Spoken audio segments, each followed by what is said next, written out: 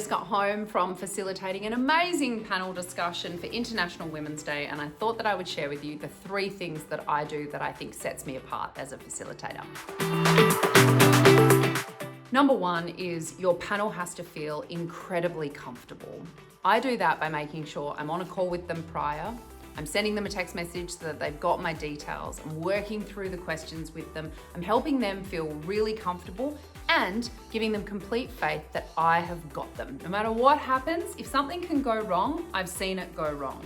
So letting them know that I've got them. If they freeze, I've got them. If we drop the mic, I've got them. If the mics go out, if the lights go out, I've got them. So making your panel feel really, really comfortable. Not everybody loves public speaking. In fact, very few people do. So making them feel really, really comfortable is number 1. Number 2 is I get the room involved. We've all been to see a panel discussion or maybe a keynote speaker, and we listen to them do this and we take a few things away. We might feel really inspired, but when we get home, once 24 hours have passed, all of that goodness is gone as real life has stepped back in. I get the room involved. Knowledge on its own does not translate to anything of real value. They're just words, empty promises. I am way more interested in action. So I get the room involved. I don't ask them to hold hands and sing Kumbaya, but I get them involved. I want to know, what is the most powerful thing that you've heard today? We summarize together. It involves the room, particularly a quiet room if there's very few questions, and make sure that the room gets involved, and then everybody feels like they were a part of something really special. And the third thing that I do is I like to think of myself as a bit of a thermostat. So I'm constantly reading the temperature of the room. Do they need lifting up? Do we need pulling down? Do we need to speed things up? Do we need to slow things down? Have we heard enough from panelist A over panelist B?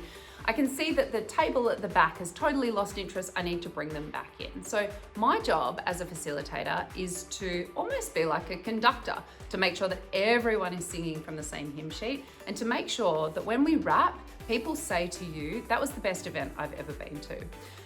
So if you are putting on an event and you are looking at using a facilitator, my strong recommendation is to use one who does it professionally. We've all been to events where the MC reads from a clipboard, reads from a checklist. They've barely read through and practiced before they get there. Go with a professional facilitator, somebody whose whole job is to facilitate amazing conversations.